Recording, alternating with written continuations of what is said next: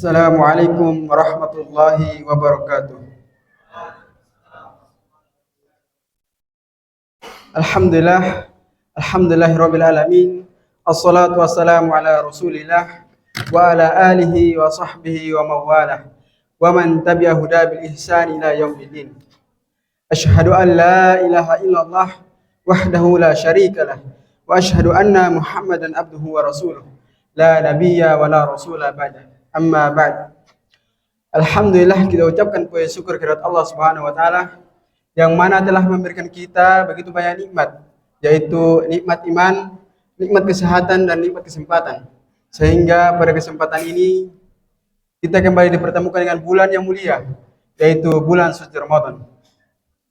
Tak lupa pula salam serta salam kita aturkan kepada junjungan kita Nabi Muhammad sallallahu alaihi wasallam beserta keluarga, sahabat dan para pengikutnya yang senantiasa istiqomah mengikuti risalah beliau hingga akhir zaman. Jemaah sekalian yang dirahmati oleh Allah Subhanahu wa taala, pada kesempatan kali ini kami ingin menyampaikan kultum singkat, yaitu tentang Al-Qur'an adalah nasihat yang paling agung.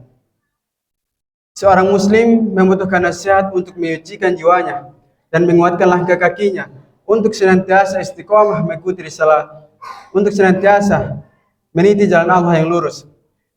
Tetapi sekalipun ia mendengarkan banyak nasihat, ia tidak akan pernah mendapatkan nasihat yang lebih dahsyat daripada nasihat-nasihat yang tercantum dalam Al-Quran. Dan Allah Subhanahu wa taala mengingatkan kepada kita semua bahwa ayat-ayat Al-Quran mengandung nasihat, sebagaimana disebutkan dalam firman-Nya, Ya ayyuhan nas qad ja'atkum mau'izatum mir rabbikum wa syifaa'un lima fis sudur wa huda wa rahmatil lil mu'minin. Wahai manusia, sungguh telah datang kepadamu nasihat dari Rabb-Mu, penyembuh bagi segala penyakit yang ada dalam dada dan petunjuk serta rahmat bagi orang-orang yang beriman. Quran surah Yunus ayat 57. Ayat ini menyeru kepada seluruh manusia bahwa sungguh telah datang kepada mereka nasihat dari Rabb mereka yang telah menciptakan mereka, memenuhi kebutuhan mereka dan memberikan petunjuk kepada mereka. Maka nasihat-nasihat yang datang dari Rabb mereka ini menunjukkan bahwa nasihat ini merupakan puncak nasihat yang paling sempurna. Karena Allah adalah Rabb mereka dan yang paling tahu bagaimana cara menyentuh hati mereka, dan yang paling tahu apa yang paling bermanfaat dan berbahaya bagi dunia, agama dan akhirat mereka. Sehingga dengan demikian, maka nasihat-nasihat Al-Quran adalah nasihat-nasihat yang paling agung secara mutlak. Syekh Abdullah bin Muhammad bin Abdul Wahab rahimahullah berkata, aku tidak pernah melihat nasihat yang lebih agung daripada nasihat-nasihat Al-Quran. Disebutkan bahwa ada seseorang yang meminta sebuah nasihat dari saudaranya atau seiman, lalu saudaranya balik bertanya, apakah kamu membaca Al-Quran? Ketika ia menjawab, ya, saudaranya pun memberikan petuahnya, yaitu in lam ya'iduka al-Quran ma wa'adaka ghairuhu. Apabila Al-Quran tidak bisa menasihatimu, maka selain dari Al-Quran tidak akan pernah mampu menasihatimu.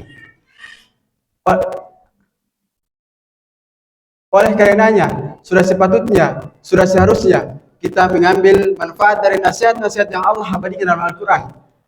Karena ia adalah nasihat-nasihat pilihan dari Ar-Rahman kepada seluruh manusia, baik yang muslim maupun yang kafir, baik yang mukmin maupun yang munafik, baik kaum lelaki maupun kaum perempuan, baik para pemuka maupun rakyat jelata.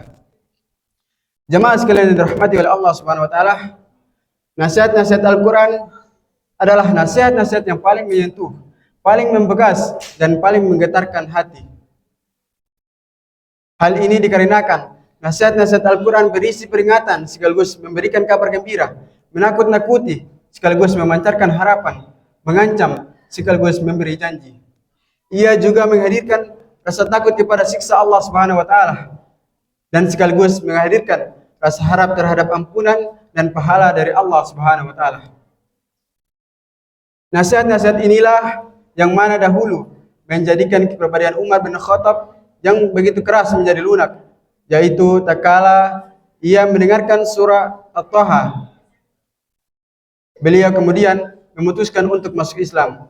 Begitu pula ketika beliau menjadi khalifah, yaitu tatkala beliau mendengarkan seorang lelaki yang membaca surah At-Tur, Kemudian sampai pada ayat inna azaba rabbika lawaqi ma lahu min dafi.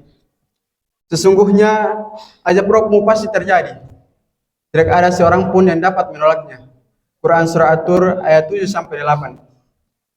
Umar berkata, sumpah demi Rabb Ka'bah ini benar. Kemudian beliau pulang ke rumah dan sakit selama 1 bulan. Orang-orang menjenguknya, tetapi tidak ada yang tahu apa penyebab sakitnya. Padahal sakitnya hanyalah karena mendengarkan nasihat-nasihat Al-Quran yang menggetarkan sukma dan menghadirkan rasa takut kepada siksa Allah Subhanahu wa Ta'ala.